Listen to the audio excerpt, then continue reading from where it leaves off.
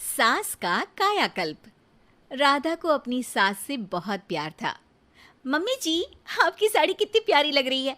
काश मैं भी आपके जैसी साड़ी पहन पाती। अरे बेटा, हमारे जमाने में तो साड़ी ही चलती थी। तू क्या करेगी साड़ी पहनकर? दिन भर भागा दौड़ी करती है। साड़ी कंफर्टेबल नहीं फील कराएगी। तू तो ऐसे ही जचती है बेटा। राधा सास को लेकर घूमने जाती, सैर करती और उनसे खूब बातें किया करती थी। एक दिन, अरे राधा और माँ सुनो, अब हम लोगों को बम्बई चलना पड़ेगा। मेरी नई नौकरी वहीं लगी है। अरे वाह माँ, कितना मजा आएगा ना। अरे नहीं नहीं, मैं नहीं जाऊंगी। बड़ा शहर, बड़े लोग, मेरा दिल नहीं लगेगा। अरे माँ, मैं हूं ना आपके साथ। और सारा परिवार बड़े शहर में शिफ्ट हो जाता है। एक दिन, राधा, तू भी अब नौकरी में जाने लगी है। मैं तो बोर हो जाती हूँ। सोच रही हूँ आसपास की औरतों से दोस्ती कर लूँ। हाँ हाँ माँ, और क्या। यहाँ की औरतें तो किटी पार्टी और बहुत सी फन लविंग एक्टिविटी करती हैं। तो बेटा, दो चार फन लविंग से मुझे भी मिलवा देना। बहू सास के साथ बाहर निकलती है तो देखती है कि सास की उम्र की जो औरतें टहल रही हैं, उनका पहनावा ओढ़ावा सास से बिल्कुल अलग है। लेकिन फिर भी राधा एक औरत को रोकती है।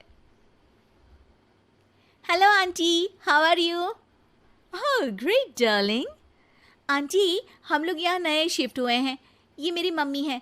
क्या ये कल से आप लोगों को ज्वाइन कर सकती हैं? वो औरत सास की तरफ बड़ी ही अजीब नज़रों से देखती है, फिर कहती है, अब ठीक है, कल से भेज देना। सास समझ जाती है कि उस औरत को वो ठीक नहीं लगी, लेकिन फिर भी वो कुछ नहीं बोलती। अगले दिन, अरे माँ, अच्छी सी साड़ी पहनकर तैयार होकर जाइए। आपको आपकी दोस्तों के पास जाना है ना। और नहीं नहीं, मैं सोच रही हूँ घर पर बैठकर टीवी देखूं। वैसे भी रामायण का नया एपिसोड आएगा।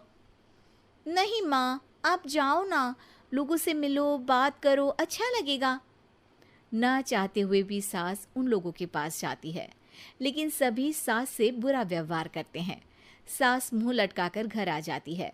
बहू समझ जाती है कि सास को कुछ हुआ है। वो रोज सास को पार्क में भेजती, लेकिन सास रोज मुंह लटकाकर वापस आ जाती। क्या हुआ माँ, आप बाहर जाकर खुश नहीं होती हैं? अरे बेटा, खुश तो हूँ लेकिन लेकिन क्या माँ, आपको तो लोगों से मिलना, बातें करना अच्छा लगता था। मैं देख रही हूँ कि आजकल आप बाहर से आती हैं तो परेशान सी दिखती हैं। सास कुछ नहीं कहती, अपने कमरे में चली जाती है। अगले दिन राधा चुपके से सास के पीछे पार्क में जाती है। हेलो, कैसे हैं आप लोग?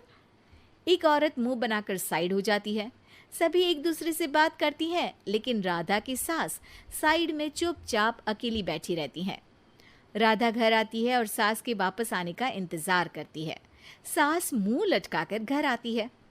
अरे मम्मी जी, तब से इंतजार कर रही हूँ, जल्दी तैयार हो जाइए, मार्केट जाना है।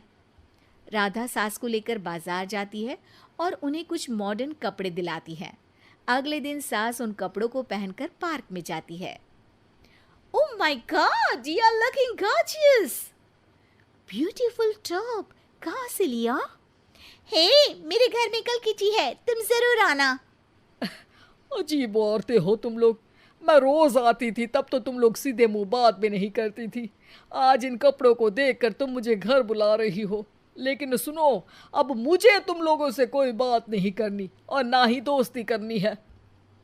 अरे तुम तो बुरा मान गई। वैसे दोस्ती नहीं करनी थी तो ये कायाकल्प क्यों किया? ये मेरी बहू ने किया है। मैं यहाँ सिर्फ ये देखने के लिए आई थी कि तुमको मुझसे समस्या है या मेरे कपड़ों से। कपड़े तो बदले जा सकते हैं। अच्छा चलो, जो भी हो, अब हम लोग तुम्हें अपने साथ रखने को तैयार हैं। लेकिन अब मुझे तुम लोग नहीं पसंद। ये बोलकर राधा की सास वहां से चली जाती है। वाह माँ जी, आज तो आपका चेहरा खिला खिला सा लग रहा है। लगता है आपकी सहेलियों ने आपको अपना लिया। हाँ, वो तो अपनाना ही था। दिखावे वाली जो है वो, मेरे कपड़े बदलते ही उनका दिल बदल गया। लेकिन आज मैं उन्हें मना कर आई, अरे क्यों माँ जी? क्योंकि उन लोगों को मुझसे नहीं मेरे कपड़ों से दोस्ती करनी थी। वैसे मेरे पास तो तू है ना, मेरी प्यारी बहू, मुझे किसी की जरूरत नहीं है। अरे नहीं नहीं माँ जी, आप ऐसा क्यों सोच रही हैं? बेटा ये गलत भी तो नहीं है, जैसा देश वैसा भेष। क्यों? ठीक है ना माँ, अब जब ये हम लोगों का देश है तो क्यों ना हम यहाँ का भेष अपना ले। हाँ हाँ जरूर, मैं तो तैयार हूँ। समय के साथ खुद को बदलने में कोई बुराई नहीं है, लेकिन कहीं नकल के चक्कर में बंदर ना दिखने लगूं। खैर, बहू लग जाती है सास की कायाकल्प।